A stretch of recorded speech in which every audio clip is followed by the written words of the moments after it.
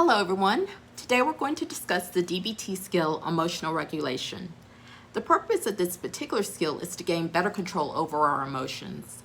So the way you do this is first to name what emotion you're feeling, and then secondly, you identify what event prompted this emotion.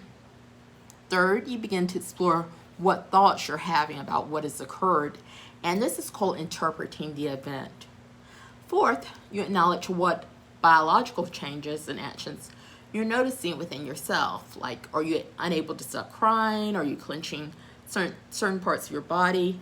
Now, fifth, you notice any after effects, such as you can't stop ruminating about what occurred, meaning you can't stop thinking about it.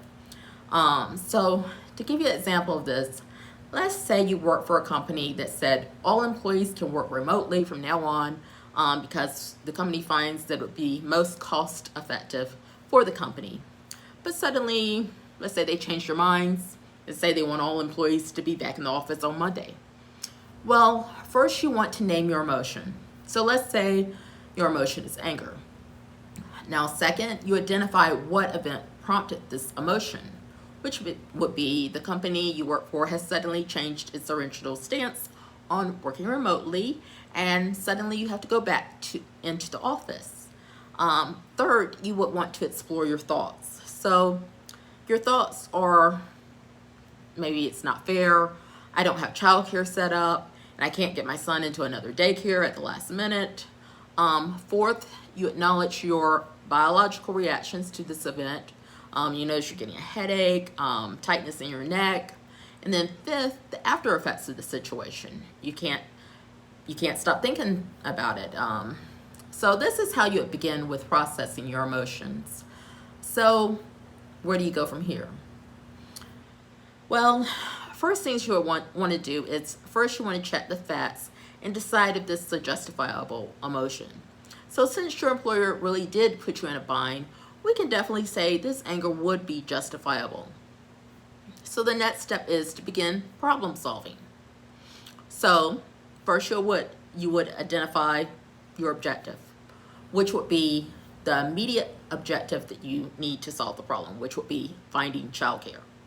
So then you start to brainstorm, can one of my relatives or a good friend keep the child until, you can find other services? Is there a way you could explain your situation to your employer and see if they can work with you in some way?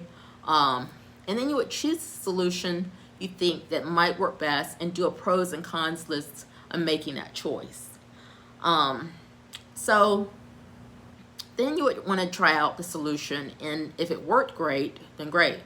But if not, then you would brainstorm some more until you find the right solution. Now, let's say the scenario was different and the date of return was given months in advance, but you're still angry when the date comes up. So when we check the facts, is anger still justifiable? Well, not really, because no plans were changed and the company stuck to its agreement. But let's say you're still angry regardless, and you're thinking about just not showing up to work on that day. So this is when you want to use opposite action, which is part of the distress tolerance skills video, which I linked below, or which I will link below. You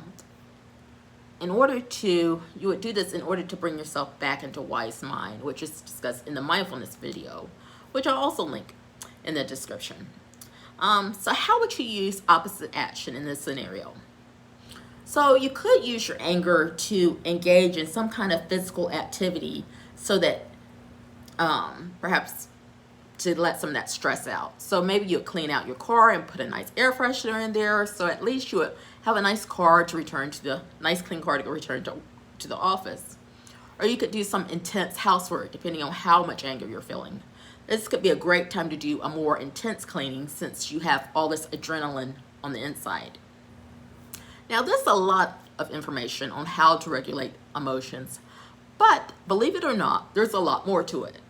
So what I'll be doing is a part 2 for emotional regulation, and I'll talk more about how to build a life worth living. So make sure you stay tuned and stay on the lookout for that video. Anyway, I hope that you enjoyed this video and found it helpful, please click that like button. Also, feel free to share this video with your friends if you think this is something that would be helpful for them. And if you haven't subscribed yet, please take a moment and hit that free subscribe button along with the notification button so you will be the first to know when a new video comes out. And if you're a returning subscriber, you already know you're my people. Thank you so much for watching and sharing my videos. I really do appreciate it. And I hope you have a great day. And I'll see you again very soon. Bye.